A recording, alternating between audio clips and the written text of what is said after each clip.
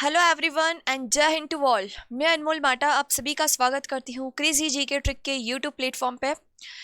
All as you all know dear students, हम पिछले कुछ दिनों से आप लोगों के लिए सीरीज लेकर आ रहे हैं इंग्लिश के लिए, जिसमें हम पिछली क्लासेस में स्पॉटिंग ऑफ एरर्स डिस्कस कर चुके थे और अब हम डिस्कस कर रहे हैं सेंटेंस इंप्रूवमेंट। आई होप आप लोगों ने प्रीवियस सारे लेक्चर्स देख लिए होंगे। हमने प्लेलिस्ट भी बना ली है इसके लिए, आप लोग उसे विजिट कर सकते हैं। सारे लेक्चर्स उसमें लाइन बाय लाइन है, ठीक है। आज की क्लास में हम लोग सेंटेंस इंप्रूवमेंट के क्वेश्चंस डिस्कस करेंगे। अराउंड 20 क्वेश्चंस रहने वाले आज की क्लास में, तो आप लोग पहले खुद से उसे सॉल्व करने की कोशिश करना and then at the end of the session मुझे बताना कि आप लोगों ने कितने क्वेश्चंस करेक्ट मार्क किए, ठीक है। तो स्टार्ट कर रहे हैं हम लोग क्वेश्चन नंबर 1 से। क्वेश्चन नंबर 1 आपकी स्क्रीन पे आए, उसके लिए पहले डायरेक्शंस भी गिवन है, आप लोग एक बार डायरेक्शंस भी रीड कर लीजिए। आपके पास one by one new sentence आते जाएंगे। हर सेंटेंस में किसी ना किसी पार्ट पे आपको अंडरलाइन दिखेगी। आपका काम रहेगा अंडरलाइन वाले पोर्शन को चेक करना है कि वो ग्रामेटिकली करेक्ट है कि नहीं। अगर आपको लगता है कि ग्रामेटिकली करेक्ट है तो आपको नो सब्स्टिट्यूशन ना नो इम्प्रूवमेंट पे मार्क कर देना है। अदरवाइज आपको ABC ऑप्शंस गिवन है, आप उनमें से ढूंढ सकते हैं क्या करेक्ट हो सकता है। आज के जो क्वेश्चंस है वो हमने SSC स्टेनोग्राफी से एग्जाम से लिए गए हैं, जो 2020 में हुई थी दिसंबर में। तो काफ़ी अच्छे क्वेश्चन है। हम कोशिश करते हैं कि जितने भी क्वेश्चन हम रखें प्रीवियस ईयर क्वेश्चन नहीं रखें, सो दैट ज़्यादा आप लोग आगे जो भी एग्जाम देने वाले हो उसमें भी आपको इसी बेस्ड पे मिलेंगे, क्योंकि आपको पता है SSC most of the time क्या करता है, जो क्वेश्चन पूछे गए उसी पे बेस्ड क्वेश्चन बनाता है। तो हम कोशिश यही करते हैं कि हर वीडियो में आपको कुछ ना कुछ नया कंसेप्ट सीखने को मिले। तो क्वेश्चन नंबर 1 हम लोग पढ़ लेते हैं। इधर लिखा है I will be there inside of half an hour. इसका मतलब ये बोलना चाह रहा है कि मैं वहां पर मौजूद रहूंगा हाफ एन आवर में, मतलब मैं आधे घंटे में वहां पे मौजूद रहूंगा। अब मुझे बताओ, इनसाइड और आउटसाइड ये दोनों तो वर्ड हम यूज करते हैं जब हम बता दें कि कोई चीज किसी के अंदर है या बाहर है, बट हम तो बोल रहे हैं सामने वाले पर्सन को कि मैं वहां पहुंच जाऊंगा आधे घंटे के अंदर। दैट मीन्स यहाँ पर आपको इनसाइड आउटसाइड यूज नहीं करना है, आपको यहाँ पे बोलना है विद इन, कि मैं वहां पे पहुंच जाऊंगा with in half an our. With in का मतलब होता है डियर स्टूडेंट्स आधे घंटे के उस अंतराल के अंदर अंदर, है ना। जैसे बहुत सारे टीचर्स लोग या बच्चों को होमवर्क देते तो बोलते कि हमको ये होमवर्क कंप्लीट चाहिए विद इन 10 डेज। तो विद इन 10 डेज का मतलब है 10 दिन के अंदर अंदर, है ना। मतलब आपको 10th डे पे नहीं देना है, 9th डे तक आपको सबमिट कर देना है, उसे हम कहते हैं विद इन। आई होप आपको क्वेश्चन फर्स्ट क्लियर हो गया होगा। क्वेश्चन नंबर 2 हम लोग देख लेते हैं। बहुत बढ़िया क्वेश्चन है। Thank you for making our visit a success. Thank you for making our visit a success. अब इस वाले सेंटेंस में देखो, फॉर मेकिंग को आपको क्या करना है, चेक करना है। अब आप सभी को पता होगा कि फॉर के साथ हम हमेशा यूज करते वर्ब में ING। दैट मीन्स यहाँ पे आपको किसी भी पार्ट में कोई भी एरर रेक्टिफाई नहीं करना था, ये वाला पार्ट बिल्कुल करेक्ट था, नो सब्स्टिट्यूशन रिक्वायर्ड, ठीक है। नेक्स्ट क्वेश्चन है the musicians were balancing up their instruments. अब आप मुझे खुद ही बताओ, जो म्यूजिशियंस हो गए उनके पास इंस्ट्रूमेंट्स रहेंगे, लाइक गिटार रहेगा, ड्रम रहेगा, है ना। अब वो उन सब इंस्ट्रूमेंट्स को बैलेंस करने की कोशिश तो नहीं करेंगे, उनको कोई पहाड़ तो बनाना नहीं, पत्थर होगा कि वो बैलेंस करने लगेंगे। उनको उनके इंस्ट्रूमेंट से रिलेटेड ही कुछ काम करना है। तो इंस्ट्रूमेंट्स को भी कोई क्या कर सकता है, इंस्ट्रूमेंट को टर्निंग अप, स्टैंडिंग अप कि ट्यूनिंग अप। हम इंस्ट्रूमेंट्स को ट्यून करते हैं, देखते हैं कि उसमें प्रॉपर वायरिंग्स कनेक्टेड है कि नहीं, अच्छे से आवाज आ रही है कि नहीं, ऐसा तो नहीं कोई सुर बड़ा जा रहा है कोई सुर छोटा जा रहा है ना। तो इंस्ट्रूमेंट्स को हम क्या करते हैं भाई, ट्यूनिंग अप करते हैं, ठीक है। तो करेक्ट आंसर आपका यहाँ पे हो जाएगा option number D. Next question आपकी स्क्रीन पर है डियर स्टूडेंट्स, कोशिश करो जल्दी से इसका करेक्ट आंसर देने की। अ लॉट ऑफ पीपल, याद रखना अ लॉट ऑफ के बाद जो भी नाउन आता है वो आता है plural. A lot of people had just already gathered at the scene of the accident. जब भी आप टेंस वाला चैप्टर पढ़ते हैं तो आपको पता होगा टेंस में हम एक वर्ड यूज करते हैं जस्ट, रिसेंटली, लेटली, सो फार, है ना। ये सारे वर्ड्स हम यूज करते हैं कब, जब हमको प्रेजेंट परफेक्ट टेंस यूज करना होता है। बट यहाँ वाले सेंटेंस में तो पास्ट परफेक्ट टेंस दिया हुआ है। दैट मीन्स आपको यहाँ पे जस्ट को यूज नहीं करना था, आपको यहाँ पे करना था a lot of people had already gathered at the scene of the accident. I hope आपको क्वेश्चन नंबर 4 क्लियर हो गया होगा। यहाँ पे आपको जस्ट का बिल्कुल भी यूज नहीं करना था, ठीक है जी। Now moving forward to next question, उससे पहले एक छोटी सी इंफॉर्मेशन आप लोगों के लिए। इंग्लिश के लिए आप लोगों का एक नया बैच लेकर आ रहा है क्रेजी जी के ट्रिक। उसके लिए आपको रूट एप्लीकेशन डाउनलोड करना रहेगा। डेली लाइव क्लासेस इसमें आपके लिए चल रही है। अगर आप लाइव क्लास नहीं देख पाते हो तो आप रिकॉर्डेड सेशन देख सकते हो। आपको डेली जो भी पढ़ाया जाएगा उसका स्टडी मटेरियल मिलेगा, मॉक टेस्ट दिए जाएंगे काफ़ी सारे, और 1 साल की वैलिडिटी भी मिलेगी। दैट मीन्स अगर इन फ्यूचर आपको किसी भी टॉपिक को वापस से रिवीजन करना हो तो आप n नंबर ऑफ टाइम्स उस वीडियो को देख सकते हो और रिवीजन कर सकते हो। अगर आपके मन में कोई भी क्वेरी या डाउट हो तो आप इस कॉन्टैक्ट नंबर पे कॉल करके कंफर्म कर सकते हो। ये बैच सारी एग्जाम्स के लिए यूजफुल है, जिस भी एग्जाम में इंग्लिश पूछा जाता है। स्टार्टिंग से लेके आखिरी तक पूरा आपको बेसिक्स से एडवांस तक इस बैच में पढ़ाया जाएगा इंग्लिश, और हम ही आपको पढ़ाने वाले हैं, ठीक है जी। तो क्वेश्चन नंबर नेक्स्ट देख लेते हैं हम लोग। क्वेश्चन नंबर 5 है, I told you not to miss your class, did I? Question tag के हमेशा क्वेश्चन आते हैं हर क्वेश्चन में, मतलब जिस भी एग्जाम में सेंटेंस इंप्रूवमेंट आता है तो वहाँ पे क्वेश्चन टैग के most of the time questions हम लोग देखते हैं। और आप सभी को पता है अगर क्वेश्चन टैग में सेंटेंस आगे वाला पॉजिटिव होता है तो जो क्वेश्चन टैग होता है वो नेगेटिव होना चाहिए। अब काफ़ी सारे बच्चे यहाँ पे हो जाएंगे कंफ्यूज, क्यों? क्योंकि यहाँ पर इन्होंने लिखा हुआ है नॉट, बट ध्यान देना जी स्टूडेंट्स, यहाँ पर सेंटेंस क्या कह जा रहा है, मैंने तुम्हें कहा था कि क्लास मिस मत करो, नहीं कहा था क्या? सेंटेंस का टोन इस तरीके से जाएगा। दैट मीन्स ये सेंटेंस जो है ना ये पॉजिटिव है, भले ही यहाँ पे आगे जाके नॉट यूज हुआ है but still it's a positive sentence. मैंने तुम्हें कहा था कि क्लास मिस मत करो, नहीं बोला था क्या? दैट मीन्स यहाँ पे डिड आई नहीं होगा, यहाँ पर होगा डियर स्टूडेंट्स डिडंट आई, ठीक है जी। आपको क्वेश्चन टैग नेगेटिव बनाना था बिकॉज सेंटेंस आपका पॉजिटिव था, तो आपका करेक्ट हो जाएगा ऑप्शन नंबर डी। नेक्स्ट देख लेते हैं हम लोग। The prisoner was looking about an opportunity to escape. अब अगेन जो क्वेश्चन है फ्रेजल वर्ब पे बेस्ड है। पिछली क्लास में भी हमने आपको कहा था फ्रेजल वर्ब फिक्स्ड प्रेपोजिशन से काफ़ी सारे क्वेश्चंस बनते हैं सेंटेंस इंप्रूवमेंट के, है ना। तो इधर अगेन लुकिंग अबाउट दिया हुआ है। सबसे पहले तो मैं आपको ये बता दूं कि लुकिंग अबाउट ऐसा करके ग्रामर में कुछ भी नहीं होता है। लुक के साथ हम कौन कौन सी वर्ब यूज़ करते हैं? लुक के साथ आप फॉर यूज़ करते हो, अप यूज़ करते हो, आफ्टर यूज़ करते हो, बट अबाउट नहीं यूज़ करते। दैट मीन्स ये तो भैया गलत है। सब्स्टिट्यूशन की तो रिक्वायरमेंट है हमें। अब आप मुझे खुद ही बताओ इन तीनों में से करेक्ट आंसर क्या होगा। वन बाय वन मैं आपको बता देती हूँ। लुक आफ्टर का मतलब होता है किसी का ध्यान देना, किसी की देखभाल करना, तो ये तो होगा नहीं। लुकिंग अप, अब स्टूडेंट हो जाएंगे कंफ्यूज। लुक अप का मतलब ऊपर देखना नहीं होता है। लुक अप का मतलब होता है किसी चीज को डिक्शनरी में ढूंढना। लुकअप का मतलब होता है डिक्शनरी में किसी चीज को ढूंढना, खोजना। और लुक फॉर का मतलब होता है तलाशना, किसी अपॉर्चुनिटी को तलाशना। तो आपका जो करेक्ट आंसर है ना वो ऑप्शन नंबर बी है। The prisoner was looking for an opportunity, वो क्या कर रहा था? अपॉर्चुनिटी को तलाश रहा था। तो करेक्ट आंसर बी हो जाएगा। बहुत बढ़िया क्वेश्चन था ये। नेक्स्ट देख लेते हैं। The flames had shoot up higher than never. जो फ्लेम्स शूट हो रही है ना वो आज से पहले इतनी ज़्यादा हाई तक नहीं गई है, मतलब आज कुछ ज़्यादा ही हाई लेवल पे पहुंच गई है जो फ्लेम्स उग रही है ना। अब देखो यहाँ पर सबसे पहली बात तो ये देन THEN वाला होना चाहिए था। THEN देन का मतलब होता है बाद में, है ना, बाद में देखा जाएगा। बट यहाँ पे हमें चाहिए था कंजंक्शन वाला देन, दैट मीन्स ये वाला चाहिए था। अब नेवर होगा कि एवर होगा? ध्यान से देखो, the flames had shoot up higher than ever, मतलब आज से पहले इतना ज्यादा जो फ्लेम्स है वो ऊपर नहीं पहुंची है। तो करेक्ट आंसर आपका हो जाएगा option number D. The flames had shoot up higher than ever. ठीक है जी। नेक्स्ट है he made certain useful contacts amid his staying abroad। उसने बहुत सारे यूजफुल कॉन्टेक्ट्स मेंटेन करे, कब? जब वो अब्रॉड में रहता था। अब एमिड का मतलब तो होता है, एमिड एक प्रेपोजिशन है और इसका मतलब होता है in the centre of, in the middle of something. But यहाँ पर हमें इन द मिडल ऑफ नहीं, हमें तो ये बताना था कि जब वो अब्रॉड में रह रहा था उस दौरान उसने क्या करे? बहुत सारे कॉन्टेक्ट्स मेंटेन करे।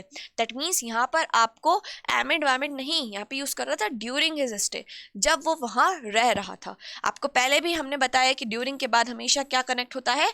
नाउन कनेक्ट होता है। तो ड्यूरिंग हिज स्टे मतलब उसके स्टे के समय में उसने क्या करे? बहुत सारे कॉन्टेक्ट्स बनाए। आई होप आपको यहाँ तक की बात अच्छे से समझ में आ रही होगी। Question number 9, from now on all the salesman will be paid a commission and not a salary.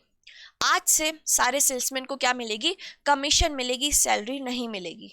ठीक है भैया, अब बताओ क्या एरर हो सकता है? From now on, as of now on, since now on, बिल्कुल भी नहीं। याद रखना एक इडियम होती है। क्या इडियम होती है? फ्रॉम नाउ ऑन, इसका मतलब होता है अब से। क्या होता है इस इडियम का मतलब? अब से।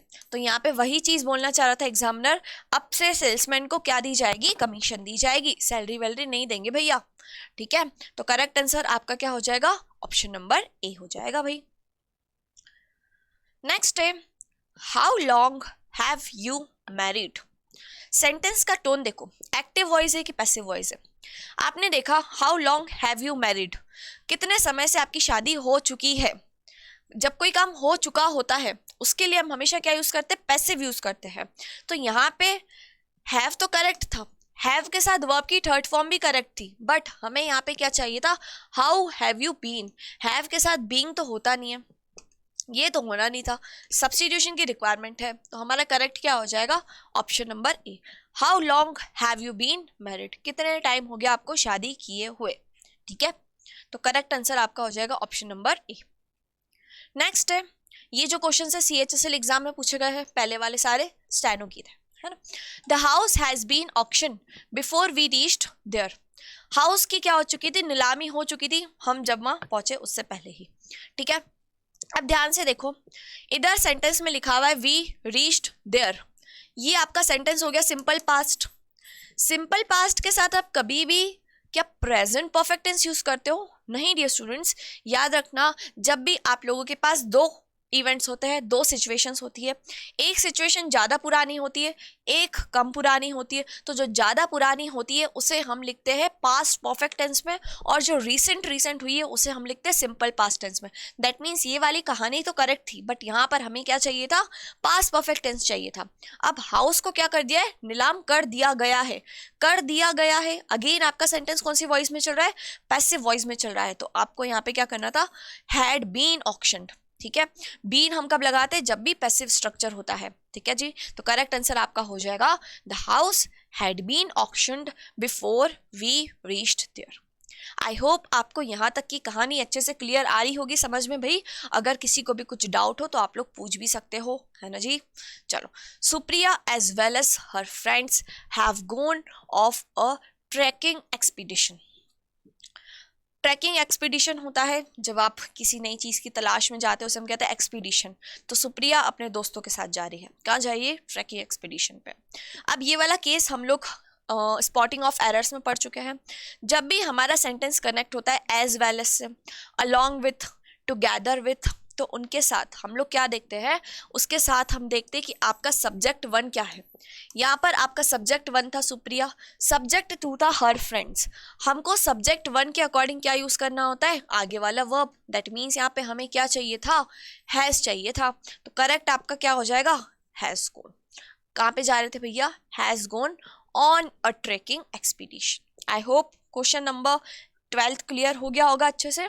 नेक्स्ट क्वेश्चन देख लेते हैं हम लोग। Fermented vegetables stored for about an year without going bad। जिस भी वेजिटेबल्स को हम फर्मेंट करके रखते हैं उसको हम ऑलमोस्ट 1 साल तक फ्रिज में रख सकते हैं और वो खराब नहीं होते हैं। ठीक है जी, तो आपको बताना है विदाउट गोइंग बैड, क्या ये सेंटेंस, क्या ये पार्ट ग्रामेटिकली करेक्ट है या फिर नहीं, वो बताना है आपको। Fermented vegetables stored for about an year without going bad. आप फर्स्ट वाले पार्ट में देखो, इधर लिखा है विदाउट गोइंग वर्स्ट। क्या यहाँ पे हमें सुपरलेटिव डिग्री की रिक्वायरमेंट थी? कतई नहीं, बिल्कुल भी नहीं, इसको हटाओ। विथ गोइंग बैड नहीं, वो तो विदाउट गोइंग बैड जाते हैं। सब्स्टिट्यूशन की रिक्वायरमेंट है क्या? देखते हैं। टू गो बैड नहीं, यहाँ पे जो करेक्ट आंसर है वो है नो सब्स्टिट्यूशन रिक्वायर्ड, बिकॉज ये वाला पार्ट ग्रामेटिकली करेक्ट है। यहाँ पे कोई भी पार्ट की, कोई भी सेंटेंस की रिक्वायरमेंट हमें नहीं थी। ठीक है, तो no substitution required is the correct answer for this question. Now moving forward to question number 14th, and here it is. I cannot help you if you tell me your problem। मैं तुम्हारी मदद नहीं कर सकता अगर तुम मुझे अपनी प्रॉब्लम बताओ, कुछ समझ में नहीं आया, ये सेंटेंस अलग ही कहना चाह रहा है। देखो वन बाय वन हम देखते हैं। सब्स्टिट्यूशन की तो रिक्वायरमेंट है भैया, क्योंकि ये कुछ अलग ही कहानी बना रहा है ये सेंटेंस। वन बाय वन हम देख लेते हैं। हमने देखा अनलेस यू डोंट, अनलेस खुद ही नेगेटिव वर्ड है तो उसके साथ हम डोंट तो यूज करेंगे नहीं, दैट मीन्स ये भी गलत हो गया। अंटिल के साथ भी डोंट यूज नहीं करते, और अंटिल की तो रिक्वायरमेंट थी नहीं, क्योंकि अंटिल तो हम यूज करते जब भी कोई टाइम क्लॉज रहता है। दैट मीन्स हमारा करेक्ट सेंटेंस क्या हो जाएगा, option number D. I can not help you unless you tell me your problem. Unless का मतलब होता है जब तक तुम मुझे अपनी प्रॉब्लम नहीं बताओगे तब तक मैं तुम्हारी मदद नहीं कर सकता हूँ। ठीक है जी, आई होप आपको क्वेश्चन क्लियर हो गया होगा। याद रखना हमेशा अनलेस के बाद आप सिंपल प्रेजेंट टेंस लिखते हो, बाद में भी आप सिंपल प्रेजेंट टेंस ही लगाते हो। कंडीशनल थी ये भी, है ना। नेक्स्ट क्वेश्चन देखते हैं हम लोग। If he doesn't reach the station in time he would sure miss the train. अगर वो स्टेशन पर टाइम से नहीं पहुंचता है तो वो अपनी ट्रेन को मिस कर देगा। ये सेंटेंस कंडीशनल सेंटेंस वाला है। जब भी इफ के साथ में dear students simple present tense होता है तो आगे जो कंडीशन रहती है, जो उसका रिजल्ट होता है, वो किस में आता है, फ्यूचर टेंस में आता है। किस में आता है भैया, सिंपल फ्यूचर टेंस में आता है। तो यहाँ पर आपको वुड नहीं विल यूज करना था, और विल में भी श्योर मिसिंग नहीं, will surely miss the train. ठीक है जी, तो करेक्ट हो जाएगा आपका ऑप्शन नंबर डी। ठीक है जी, नेक्स्ट देखते हैं हम लोग। What a palace home, palace home सही है क्या? What a palace home, palace मतलब भी बड़ा होता है और होम घर। व्हाट अ पैलेस, पैलेस का मतलब होता है कोई बहुत बड़ा महल, है ना। अब महल घर ये तो दोनों ही प्लेस की बात कर रहे हैं।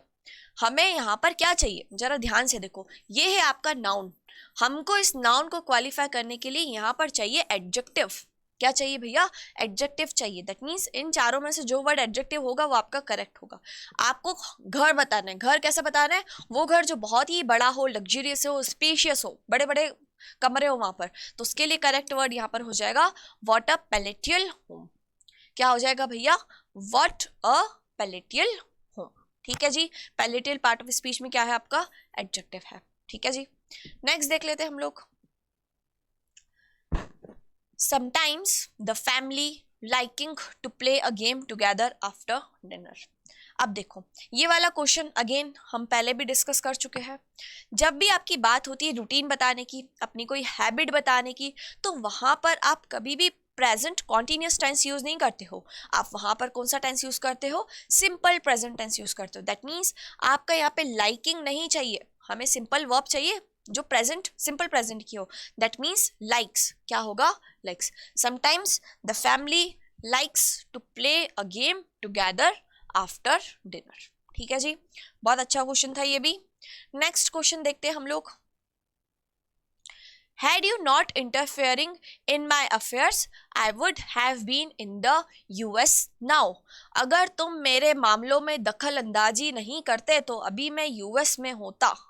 ठीक है जी, कंडीशनल सेंटेंस है। अगेन क्या कंडीशनल है, आई के साथ वुड के साथ हैव, वर्ब की थर्ड फॉर्म। याद रखना जब भी कंडीशनल सेंटेंस में क्या हो, सब्जेक्ट हो, वुड के बाद क्या कनेक्ट हो, हैव बीन, हैव वर्ब की थर्ड फॉर्म कनेक्ट हो, तो जो इसके पहले वाला सेंटेंस होगा ना वो कौन से टेंस में होगा, पास्ट परफेक्ट टेंस में होगा। किस में होगा स्टूडेंट्स, पास्ट परफेक्ट में। तो यहाँ पर आपका करेक्ट हो जाएगा हैड यू नॉट इंटरफियर्ड। क्या होगा, हैड यू नॉट इंटरफेयर। यहाँ पे इन्होंने आईएनजी फॉर्म यूज कर ली थी, और आप सभी को पता होना चाहिए कि हैड के साथ हम हमेशा वर्ब की थर्ड फॉर्म लगाते हैं। तो यहाँ पर बहुत इजी क्वेश्चन था, करेक्ट आंसर आपका क्या हो गया, बी। ठीक है, बढ़ते हैं क्वेश्चन नंबर 19 पे। Did you do what I telling you to do yesterday. क्या तुमने वो किया जो मैंने तुम्हें कल करने के लिए कहा था। बताइए क्या होगा, did you do what I telling you. अब इधर बात हो रही did, that means simple past.